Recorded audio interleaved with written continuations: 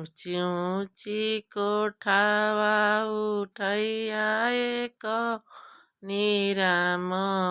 ऊँची ऊँची कोठावा उठैया एक निराम ओरिए ओरिए लैया फूल गेनावा सिया राम के बजू ओरिए ओरिए लैया फूल गेनावा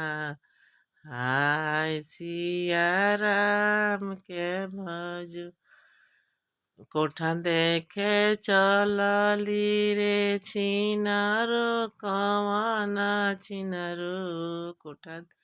के चलली रे छिनारो चनिका बौआ लपकी तुरेली फूल गेनावा सिया राम के भजू अब लपकी तुरेली फूल गेनावा हाय सिया राम के भजू तुहु त तुरलु छिनरो हमरो फूल गेनावा हो तुहु त तुरलु छिनरो हमरो फूल गेनावा हो हम तुरब तोहरी जो बनावा सिया राम के भजू अब